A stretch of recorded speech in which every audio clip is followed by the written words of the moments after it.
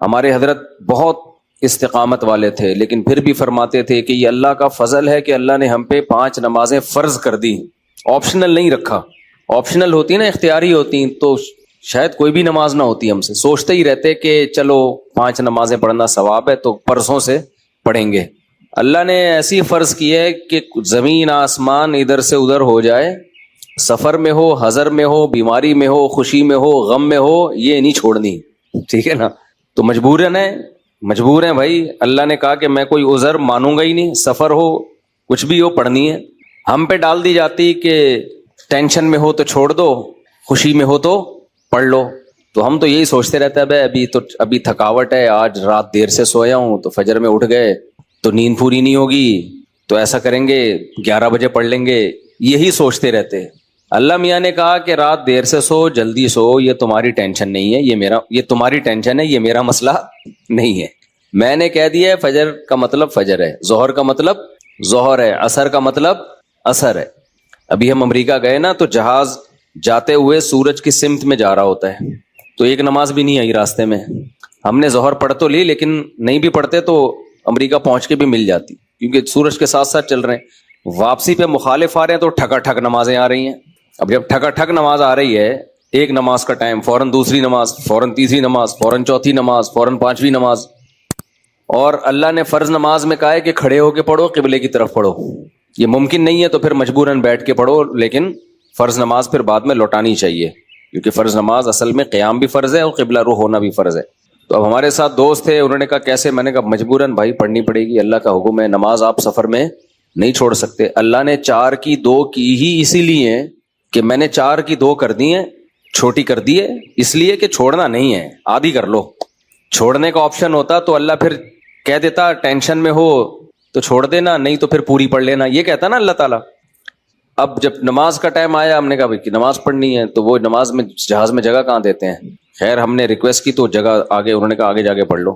تو ہم نے کیا کیا، ہم نے کہا بھائی آج کل ایک ایپ آ رہی ہے جو لوگ جہازوں میں سفر کرتے ہیں، اس کا نام ہے حلال فری کر کے کچھ ہے، نام بھول گیا میں، بڑا زبردست نام ہے، آپ لوگ نوٹ کر لیں، وہ کبھی جہاز میں سفر ہو نا، حلال ٹرپ، یہ ایپ ڈاؤن لوڈ کر لیں اپنے موبائل میں۔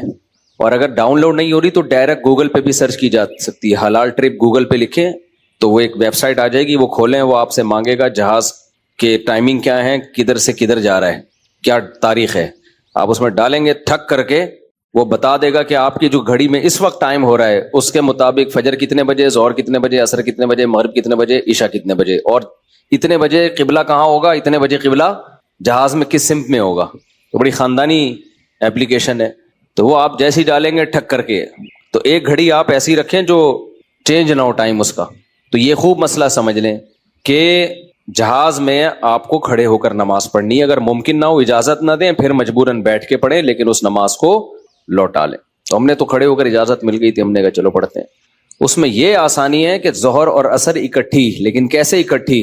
اس طرح سے اکٹھی کہ ہم نے دیکھا کہ ظہر کا ٹائم ختم ہو رہا ہے، فرض کریں 5 بجے ختم ہو رہا ہے، اور عصر کا ٹائم 5 بجے شروع ہو رہا ہے، تو ہم نے کیا کیا، وضو کر لیا، کیونکہ جہاز کے واش روم میں وضو کرنا بھی آسان کام نہیں ہے، تمیز سے وضو کیا کرو، وہاں پہ ایسا کیچڑ نہ کر دو کہ وہ بولیں نمازیوں پہ پابندی لگا دیں، اس میں وضو تمیز سے، پانی نہ گرے۔ میں تو وضو کر کے ٹیشو سے سب نیچے صاف کرتا ہوں، تاکہ کوئی نیا بندہ جائے نا، وہ یہ نہ کہے یہ مولویوں کی وجہ سے دیکھو کیچڑ کتنا ہو گیا، برا امیج نہ جائے، تو صاف ستھرا کر کے بالکل اس کو، کوئی بات نہیں، ہاتھ خراب ہو جائے گا اس کو دھو لو آرام سے، لیکن امیج اپنا خراب نہ کرو کہ یار یہ نمازی لوگ جب بھی جہاز میں آتے ہیں کیچڑ کر کے جاتے ہیں۔ ایک نے مجھے بتایا، پائلٹ نے، کہ ہم کہیں جا رہے تھے، کہیں اجتماع تھا، تو سارے نمازی بیٹھے ہوئے تھے جہاز میں، تو کہہ رہے جہاز کی حالت یہ ہو گئی تھی کہ جیسے کوئی تالاب بنا ہوا ہوتا ہے، سارے وضو کر کر کے آ رہے ہیں گیلے پاؤں کے ساتھ پورے جہاز میں، نا کہتے ہیں ایسا کیچڑ ہم نے زندگی میں کبھی نہیں دیکھا جہاز میں، تو کتنا برا امیج گیا نا۔ تو اس لیے صفائی ستھرائی کر کے ان کو لگے کہ کوئی بات نہیں یار، اگر یہ وضو کر بھی لیتے ہیں تو واش روم میں ذرہ برابر بھی گندگی نہیں ہوتی، تو صاف ستھرا کر کے نکلو باہر۔ اس بیان ابھی شروع کروں گا، لیکن یہ بھی ضروری بات ہے کہ تاکہ جہازوں میں بھی نمازوں کا اہتمام کریں۔ اللہ کو نماز بہت زیادہ محبوب بھی ہے، اور اللہ کے ہاں جتنی ویلیو نماز کی ہے نا، اتنی کسی حکم کی نہیں ہے۔ اللہ نے نہیں چھوڑی ہے، میں نے دیکھا ہے لوگ جہازوں میں نمازیں گول کر رہے ہیں، ٹرینوں میں نمازیں گول کر رہے ہیں، شاپنگ میں نمازیں، ہو بھائی میدان جنگ میں اللہ کہہ رہا ہے، میدان جنگ میں کہ نہیں، اگر تم میدان جنگ میں کھڑے ہو کر پڑھ سکتے تو پیدل پڑھ لو, سواری پہ پڑھ لو.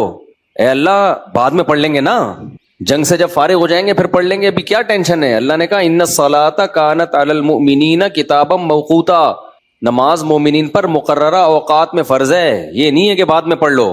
کتنے آرام سے کہتے ہیں بھی سفر میں ابھی کہاں جائیں کیا کریں. نہیں بھائی, نمازی آدمی زمین آسمان ادھر سے ادھر ہو جائے وہ کہتا ہے بھائی چھوڑنی نہیں ہے, کچھ بھی ہو جائے. آج نمازی بھی نمازی نہیں رہے ہیں. تو ہم نے یہ ضرور کیا کہ کیونکہ اس میں وضو بہت مشکل کام ہے, تو اس میں پھر ہم نے یہ کیا کہ بھائی 5 بجے جیسے اپلیکیشن سے پتہ چل گیا شافعی وقت کے مطابق 5 بجے ظہر قضا ہو رہی ہے, تو بھائی 4:45 پہ یا 4:50 پہ ہم نے ظہر پڑھ لی, قبلہ رخ کھڑے ہو کر 2 رکعت پڑھی ہیں. تھوڑی دیر میں عصر کا ٹائم ہو گیا, اسی وضو سے عصر نمٹا لی. سمجھتے ہو؟ تو یہ اس طرح سے نبی صلی اللہ علیہ وسلم نے نمازوں کو سفر میں جمع کیا ہے. اور یہ جو حدیث ہے نا جس میں آتا ہے نبی صلی اللہ علیہ وسلم نے بغیر کسی عذر کے سفر کے نمازیں اکٹھی پڑھی ہیں ظہر عصر کی, تو اس کا بھی یہی مطلب ہے. ایسے اکٹھی نہیں ہے کہ ظہر کو قضا کر دیا ہو یا عصر کو ظہر کے ٹائم پہ پڑھ لیا ہو, ورنہ پھر یہ جو آیت ہے حافظوا علی الصلوات والصلاۃ الوسطی, نمازوں کی حفاظت کرو خصوصاً عصر کی نماز کی, پھر اس کا مطلب کیا ہو گیا؟ اس کا تو پھر مطلب ہی نہیں بنتا کوئی. تو حدیث کی وہ تشریح کی جائے گی جو قرآن سے میچ کر رہی ہو. تو اس طرح سے پھر مغرب عشاء بھی ایسے پڑھ سکتے ہیں آپ. مغرب کو ڈیلے کر دیا, عام حالات میں یہ مناسب نہیں ہے, نبی صلی اللہ علیہ وسلم کا معمول نہیں تھا, لیکن کبھی کبھار کوئی عذر ہو تو اس طرح سے ڈیلے کیا جا سکتا ہے. تو مغرب کو تھوڑا ڈیلے کیا عشاء کے قریب. صحیح بخاری کی حدیث ہے, اس میں حضرت عبداللہ بن عمر نے اسی طرح جمع کیا ہے کہ مغرب پڑھی تلبث یسیرن, تھوڑی دیر ٹھہرے, پھر عشاء پڑھ لی. تو اس سے پتہ چلتا ہے کہ جن حدیثوں میں آتا ہے اکٹھی پڑھی ہیں تو ان کا یہ مطلب ہے جو بخاری میں بیان. خیر ابھی یہ ٹاپک نہیں ہے کیونکہ لوگ کہتے ہیں کہ یہ لوگ حدیثوں کو نہیں مانتے, حدیثوں میں تو 2 نمازیں اکٹھی پڑھنے کا ہے. ہم مانتے ہیں اکٹھی, لیکن اکٹھی کا مطلب کیا ہے؟ تو خلاصہ یہ کہ کسی قیمت پہ بھائی نماز قضا بولو مت کرو. دیکھو بار بار ایک بات بیان کرتا ہوں, اللہ کے حکم میں آسانی ہے, لچک نہیں ہے. کیونکہ دنیا میں کوئی بھی قانون ساز اپنے قانون کو ہلکا نہیں سمجھتا. دنیا میں جو بھی حکومت ہوتی ہے قانون بنائے اور یہ کہے کہ یہ لازم ہے, اس کے بعد پھر وہ لازم نہ کرے, اور تو اس کا مطلب خود اپنے قانون کی ویلیو کو وہ ڈی ویلیو کر رہی ہے نا. یہی مطلب ہو گیا نا. دنیا میں کوئی یہ نہیں کرتا, تو اللہ قانون بنائے اور کہے کہ یہ فرض ہے, سفر میں بھی فرض ہے, حضر میں بھی فرض ہے, پھر اللہ کہ چلو میں نے کہہ تو دیا باقی تمہاری مرضی. نا نا نا نا نا نا, صحیح ہے, اللہ نے کہہ دیا اب ہے تو ہے, اب آپشنل نہیں ہے. رمضان کے بار بار میں بتاتا ہوں نا, روزے میں مزدور کو بھی روزہ رکھنا پڑے گا, کتنی سخت گرمی ہو, کیونکہ اللہ نے قانون بنا دیا بھائی بیماری میں سفر میں چھوڑ سکتے ہو, اس کا مطلب تیسرا کوئی عذر نہیں ہے, رکھنا پڑے گا. تو اس لیے جو فرائض ہے نا, واجبات فرائض, اس میں اللہ کے قانون آسان ضرور ہے, لچکدار نہیں ہے. جب ہے تو ہے. اسی میں ایک اور مسئلہ آ گیا عدت کا. کسی عورت کے شوہر کا انتقال ہو جائے, اللہ نے قانون بنا دیا, آسان قانون بنایا. زمانہ جاہلیت میں بہت مشکل تھا. جب کسی عورت کے شوہر کا انتقال ہوتا تھا تو زمانہ جاہلیت میں عورت 2 سال عدت گزارتی تھی. کتنی؟ 2 سال. اور اس 2 سال میں وہ میلی کچیلی رہتی تھی. یہاں تک بھی بعض روایات میں آتا ہے اس کی جگہ کو گندا رکھا جاتا تھا, مینگنیاں لا کے ڈال دی جاتی تھی, گند میں رہے. اسلام نے اس حکم کو ختم کیا, یہ ظلم ہے عورت کے اوپر. اللہ نے حکم دیا 4 مہینے 10 دن بس, اور اس میں میلی کچیلی نہیں رہے گی, نہائے دھوئے, بس زینت اختیار نہیں کرے گی, زیور نہ پہنے, خوشبو کا استعمال نہ کرے, زینت اختیار نہ کرے, باقی نارمل رہے, گھر سے باہر نہ نکلے وہ. تو ایک صحابیہ نے نبی صلی اللہ علیہ وسلم سے اجازت چاہی کہ بھئی 4 مہینے 10 دن میں یوں کر لوں, میں فلانی جگہ چلے جاؤں. آپ نے فرمایا اللہ تعالیٰ نے تمہیں یہ آسانی دی ہے کہ وہ زمانہ جاہلیت کا حکم اللہ نے منسوخ کر دیا, اب اتنی آسانی دے دی, تو اب اس حکم کو فالو کرنا پڑے گا. اب آج کل خواتین کیا کرتی ہیں, شوہر کی ڈیتھ ہوئی, جو دیندار نہیں ہے ان کی تو بات ہی نہیں کر رہا نا, ان کی نظر میں تو عدت ودت کی کوئی 2 ٹکے کی حیثیت ہی نہیں ہے, وہ تو اس کو دقیانوسی حکام سمجھتی ہیں. لیکن جو دیندار ہیں وہ بھی بھائی, وہ ڈیتھ ہوئی, شوہر کا چہرہ دیکھنے کے لیے جا رہی ہیں ہسپتال, پھر وہ فلانے کے کام سے جانا ہے تو آج فلانے کے کام سے جانا ہے, تو آج یوں کرنا ہے, آج یہ کرنا ہے, یہ فلانے پورشن میں چلی جاتی ہوں, ماموں کے گھر جا کے عدت گزار لیتی ہوں. بھائی اللہ تعالیٰ نے جو عدت کے حکام دیے ہیں, شوہر کی ڈیتھ ہوتے ہی عورت کی عدت بولو شروع. اور عدت میں 2 کام لازمی ہیں, گھر سے نہیں نکلنا ہے, زینت اختیار نہیں کرنی. اب اس میں لوگ ہمیں تنگ کرتے ہیں، یار وہ چہرہ دیکھنے جانا چاہتی ہے ہاسپٹل میں، بھائی شوہر کو گھر لے آؤ، اگر بیوی نے اپنے شوہر کو دیکھنا ہے میت کو گھر لے آؤ، عورت نہیں روڈ پہ آ سکتی، جنازے کی چارپائی کے پیچھے پیچھے جا رہی ہوتی ہے گھر سے باہر نکل کے، پھر اللہ کو غضب آئے گا، جب میں نے ایک آرڈر دے دیا ہے اس کو ہلکا کیوں لے رہے ہو؟ عیادت کے لیے نہیں جا سکتی وہ، سمجھ رہے کہ بھئی فلاں بیمار ہے تو چلو میں عیادت کے لیے چلی جاؤں، فلاں کی ڈیتھ ہو گئی چلو میں تعزیت کے لیے، حج ختم ہو جاتا ہے اس سے، حج کی کتنے مسئلے آتے ہیں، عورت نے حج کی درخواست دی ہوئی ہے، نام آ گیا، حج پہ جانے کی تیاری ہو گئی، شوہر کا انتقال ہو گیا، اب جس دن جانا ہے 4 مہینے تو ہو جائیں گے، 10 دن رہ جائیں گے، تو ہم کہتے ہیں بھائی 10 دن کیا 1 گھنٹہ بھی رہ گیا ہونا 4 مہینے 10 دن ہونے میں، آپ کو 1 گھنٹہ پہلے بھی نکلنے کی اجازت نہیں، بے شک حج ضائع ہو جائے کوئی بات نہیں، حج کینسل ہو جائے، کیونکہ حج کی فرضیت پہ عدت مقدم ہے، حج اگلے سال بھی ہو سکتا ہے، عدت تھوڑی ہو سکتی ہے، تو ہاں یہ اللہ نے آسانی رکھ دی ہے کہ جس عورت کا کوئی کمانے والا نہ ہو، اللہ نے لچک، جہاں شدید ضرورت تھی وہاں اللہ نے خود بخود لچک رکھ دی کہ بھوکے تو نہیں مر سکتے نا، کمانے والا کوئی نہیں ہے تو کمانے کے لیے جا سکتی ہے، مجبوری ہے بھائی کمانا، اس میں فقہاء نے بیان کیا دن میں جائے بغیر زینت اختیار کیے، اور دن میں واپس آ جائے، اور صرف کمانے کی حد تک باہر نکلے، ادھر ادھر نہ جائے۔ اب اس میں خواتین یہ کیوں ایسے کیا؟ بھائی اللہ کا حکم ہے، اب اس میں آپ کو چونو چرا کی اجازت بولو نہیں ہے، بس آرڈر دے دیا۔ پھر اللہ نے یہ بھی حکم نازل کر دیا کہ اگر عورت پریگنینسی میں ہے تو بچہ ہوتے ہی اس کی عدت ختم ہو جائے گی۔ دیکھو ہمارے نبی صلی اللہ علیہ وسلم بھی اللہ کے آرڈر کے سامنے کیسے اپنی عقل نہیں استعمال کرتے تھے۔